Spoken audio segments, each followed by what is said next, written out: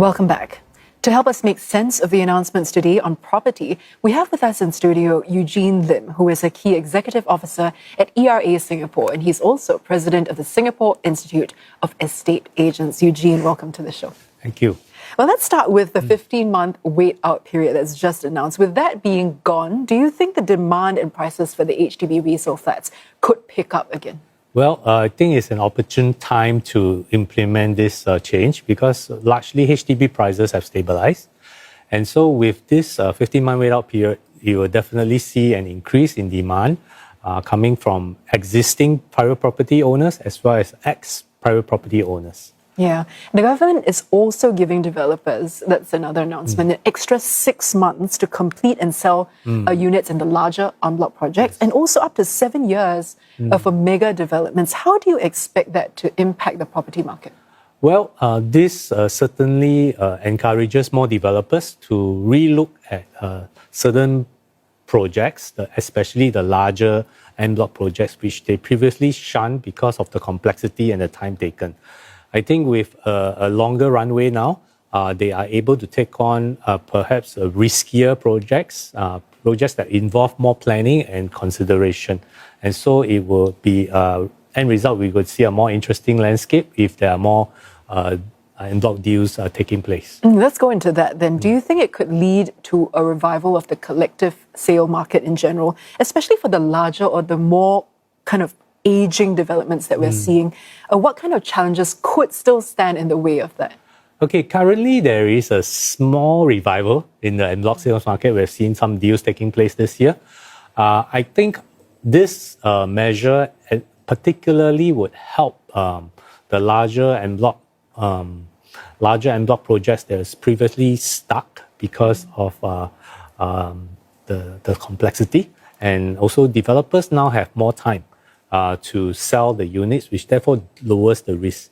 But I think the challenge has always been price, the price expectations of the sellers versus the price expectation of the developer. So if both sides can come to an optimum agreement, then I think we will probably see more transactions going downstream.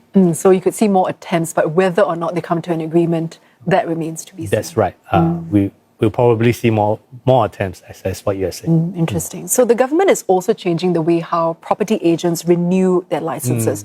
What issues do you think these new requirements are actually trying to solve? Why implement this? Okay, so if we put things in perspective, over the last 15 years, the industry has sort of become more disciplined, and we also have better qualified agents today. Most of them are graduates or diploma holders.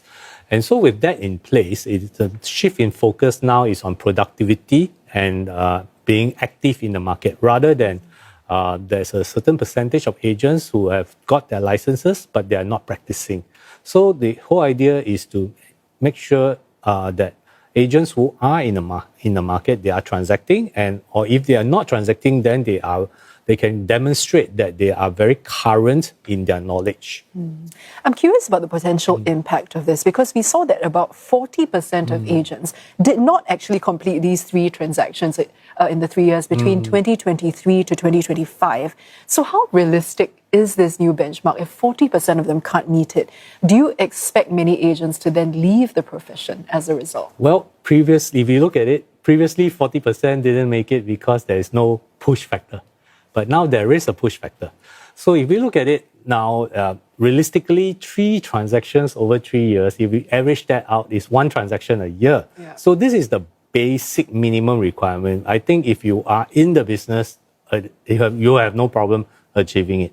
This 3-year time frame also allows a newcomer to pick up the ropes. So when you pass your exam, you don't know everything yet. You still need a certain period of time to adapt to change to what you need to learn in the market to resolve and to help sellers and buyers buy and sell their property. So you think it could motivate existing property agents and also the new ones coming up? That's right. I think it also, from a company's perspective, allow us to channel our resources to the agents that are producing, and also help us to identify which are the agents that are weak and help them move along.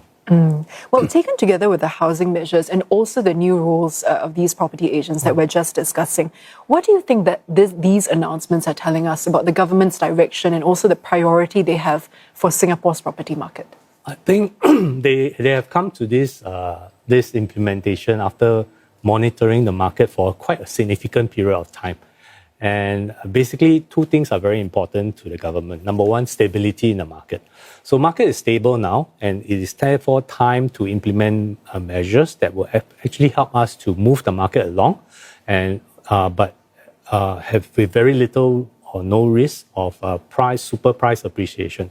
Secondly, I think real estate agents, we work with sellers and buyers, and this is important that they are current in their knowledge, they know what they're doing, and they are active in the market. At the end of the day, we are there to provide a service, and I think as sellers and buyers, we don't want to deal with someone who has zero experience or totally not active in the market. Eugene, thank you so much for sharing your experience with us. I've been speaking with Eugene Lim there from ERA Singapore and also the Singapore Institute of Estate Agents.